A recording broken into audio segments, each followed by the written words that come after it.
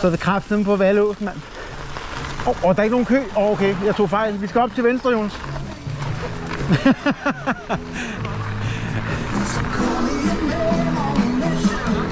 Ja.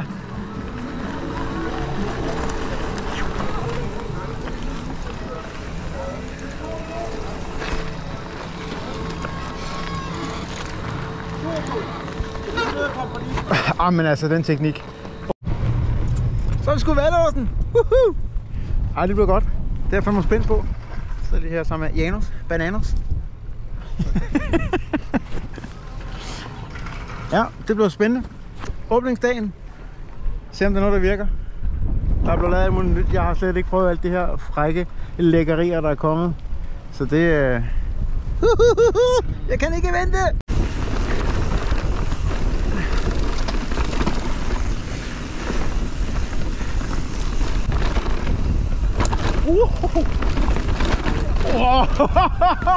Så er vi bare tilbage. Hold nu kæft, det er blevet rough.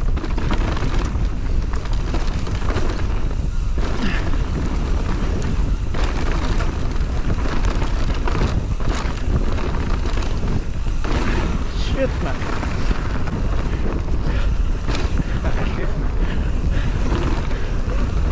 Ja. More speed. Ja.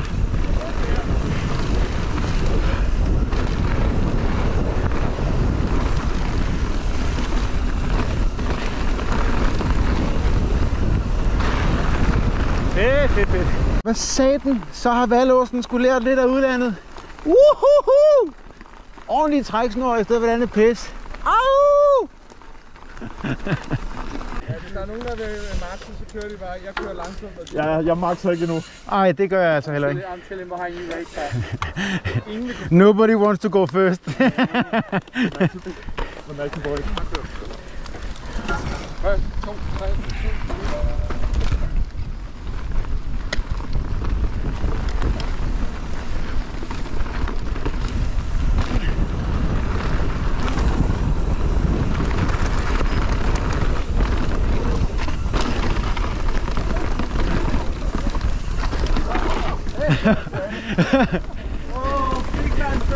What the fuck?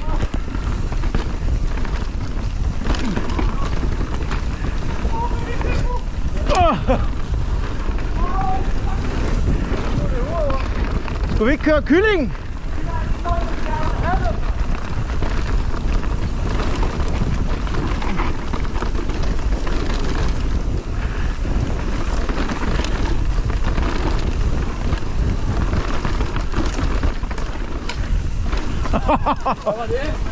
Ja, det var en sten.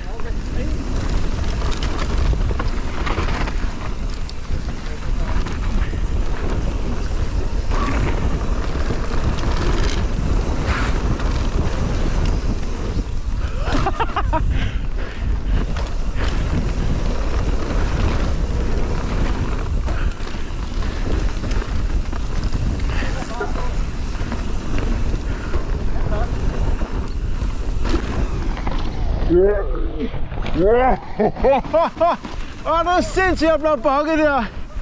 Er du hjertelig? Hvad skete der?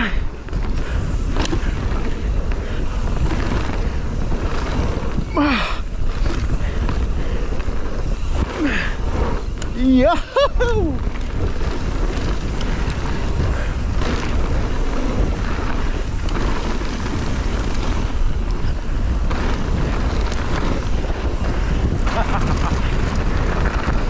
Det kan godt. Ja, men jeg tror ikke, vi får kablet godt herfra. Okay. Nej, det tror jeg ikke. Uden at være sikker. Jeg tror, du er sikker faktisk. Jeg tror bare, du vil ikke sige noget. Nej, jeg helgarderer mig.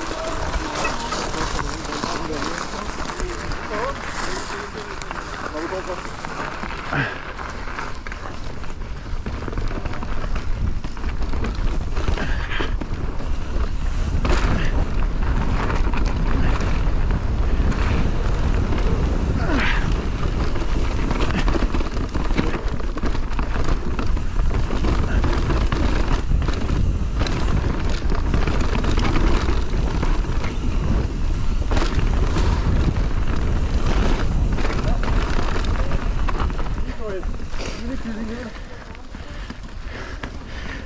kleines Schickling.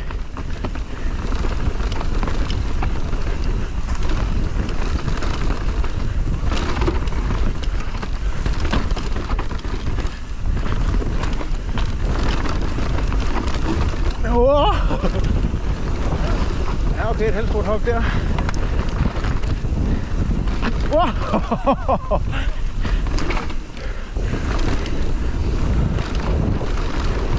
Ja, okay.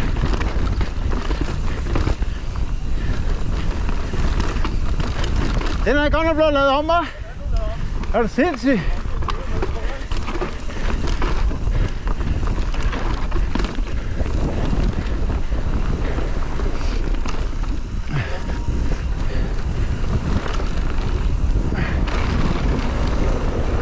Tager den over. Ja. Prøv det. Er det ned til hoppen, eller hvad? Ja. Ja, okay. Nej. Jeg var optaget. Det er så latterligt, når det sker.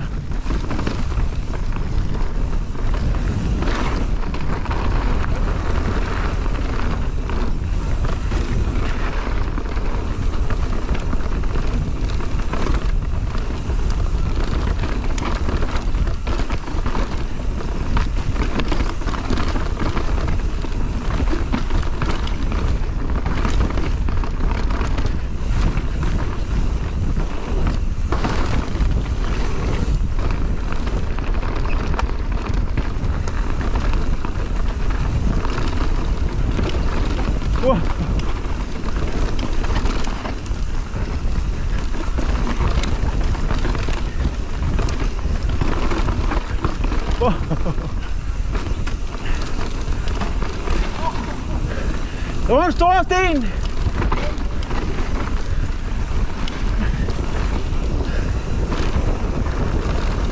Ja. Når man ikke har vægten med. Vi kører! Vi kører! For helvede! Stop nu alt det snak! Ikke bande. Nej, ja, for søren. For sytan, nu kører vi altså.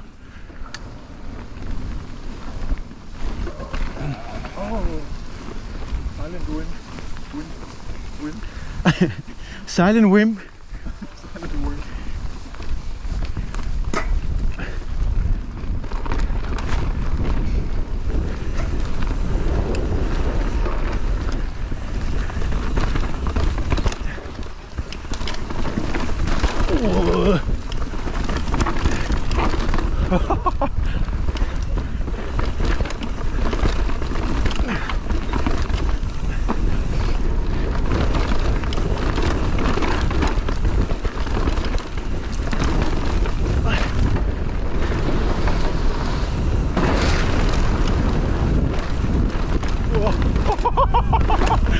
Shit, mand! Det er kraftedeme snart lavet til downhill-cykler kun det her.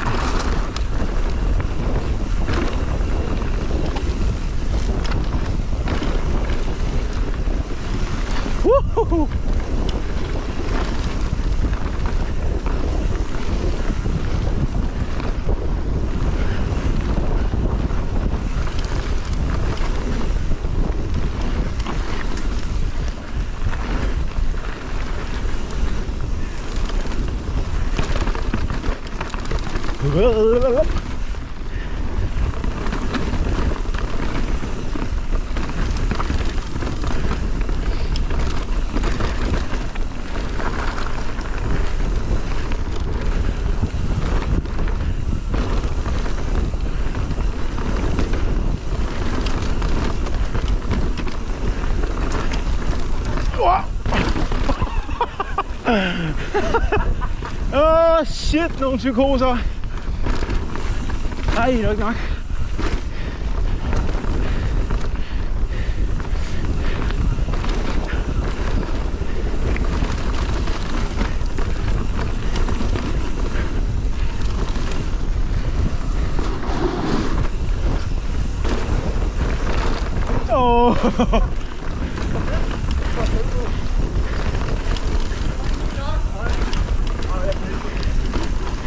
Jeg var lige ved at gå fra den, men det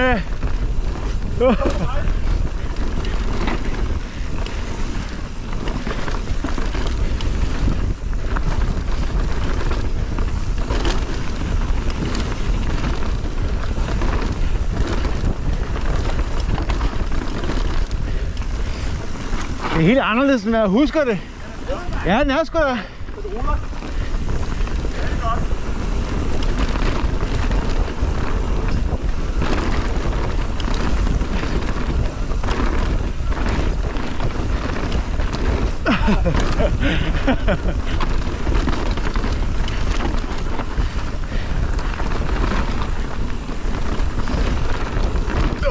Ja.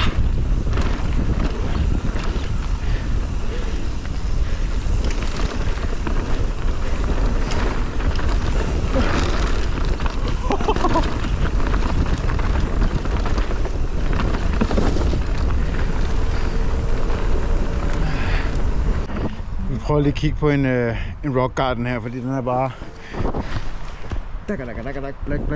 black. Sten.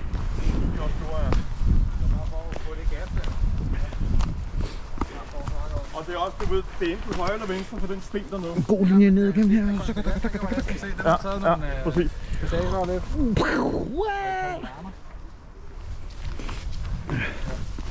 Men den er jo kraftig med. Den er jo værre den anden vej. Når man kigger op, den er jo fuldstændig absurd. Altså. Der var det mere fugtigt. Ja, det er præcis. Der er også nogle gange, der skal man bare køre det. Så når man kommer ned igennem det, så tænker man, jeg bliver bare nødt til at slippe bremsmagtigt. Den er alt for farlig. Ja, vi prøver. Nå, men I er klar? Ja. Der er mig, vi venter på. Ja, det er godt der.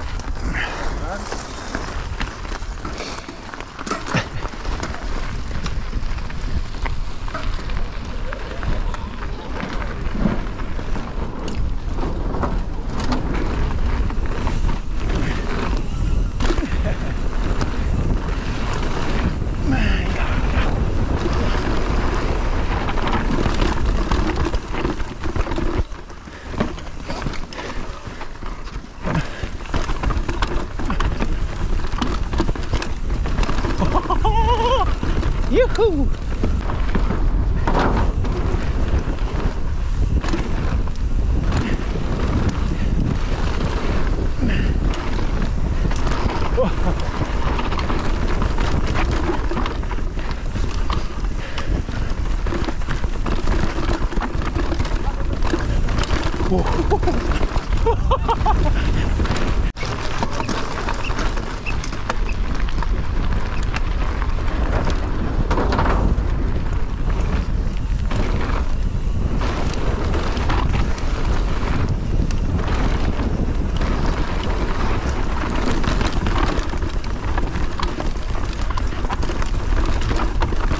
Wow.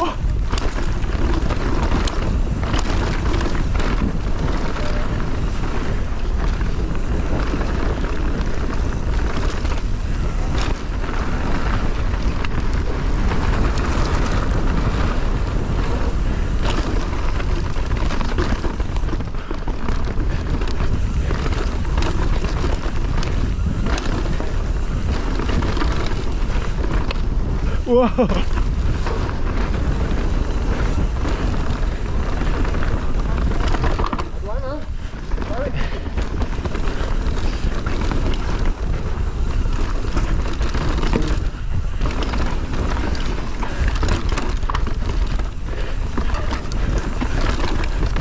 Whoa!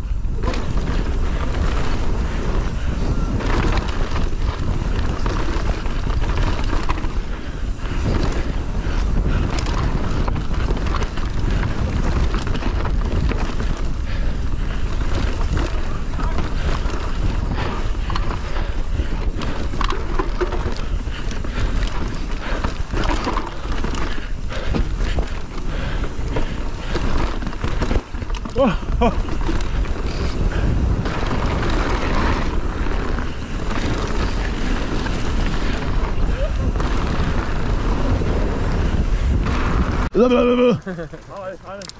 Ikke hvis man har den gode linje, som vi så snakker om. Hvis man får en god linje, Ja, så er det okay. så er det lækkert. Hvis man ikke gør, Så er det bare tough luck. så er det bare fucking Ja. noget. Så er det hårdt hele vejen. Og så må vi have trail whisperen op foran. Altså lige. Ja, det er nok lige det er derfor, jeg lige holder tilbage. Ja, det så du godt. Ja, det gjorde det. Ham henter vi lige meget hvad. Ja, men det er bare et spørgsmål om hvornår. Hvis nu er det nede på et åbent stykke, nu regner vi lige. Sådan. Okay, så er det nu. Så nu. Ja. Ja. Det er så simpelthen.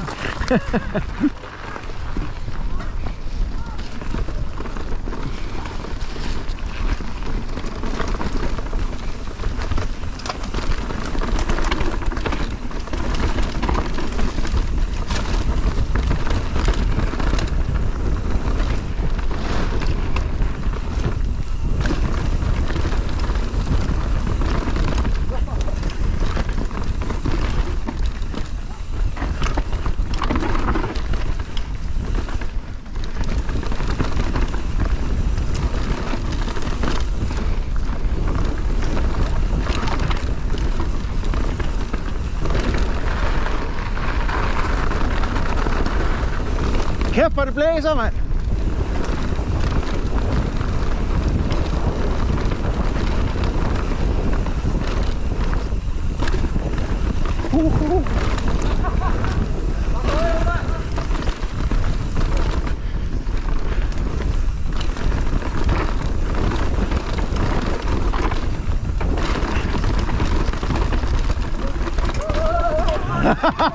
Oh shit!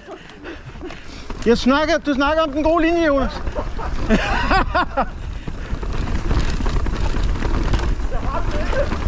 Okay. Wow.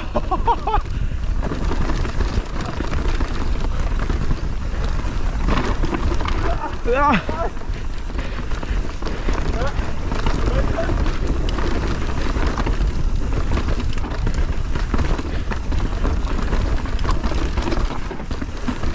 Wow. Shit.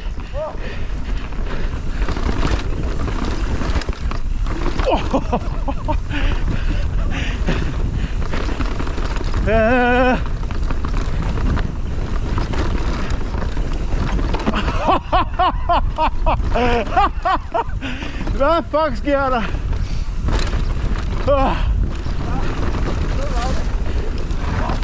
Shit.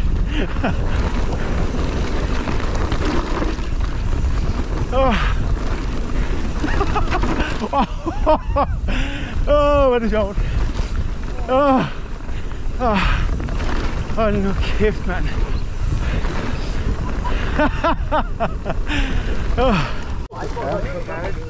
Point blowing. Hvad?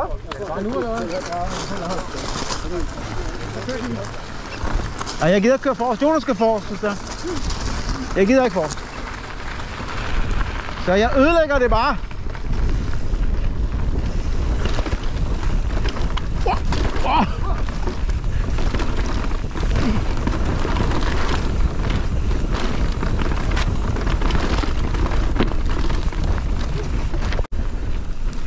Kig op, op. Op.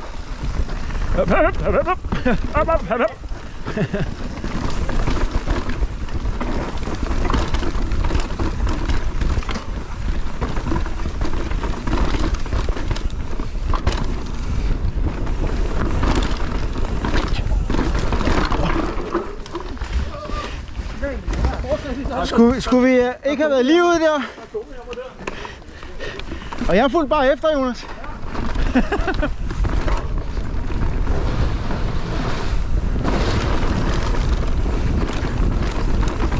Wow, shit! Kom, der snakker, jeg blev sendt af.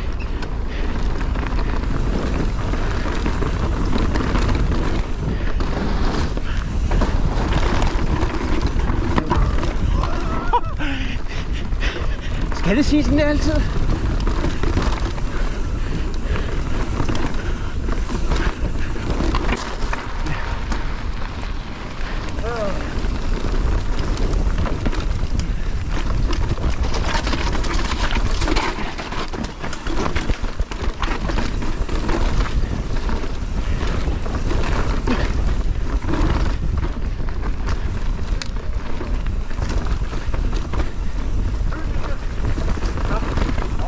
forkert, jo. Var det forkert? Bare kør den her.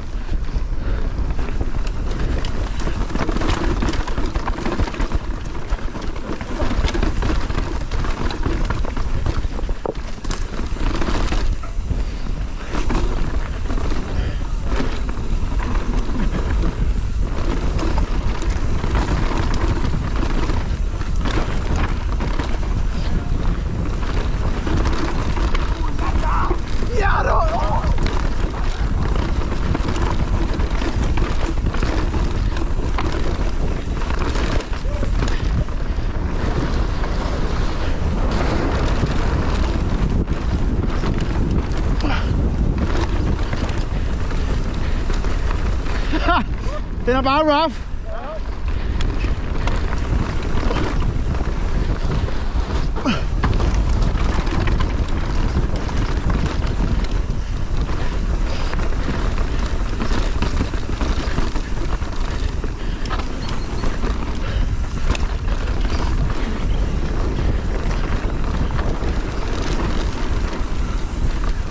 Wow.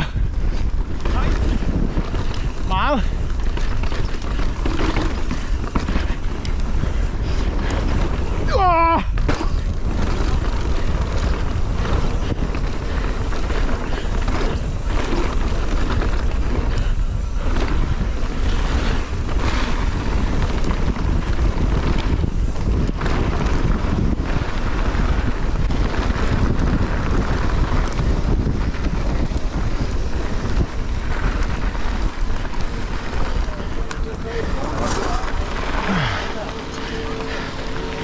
Ja, det var god. Det var da meget god, var den ikke? Det var rigtig god. Det var sjovt, det der.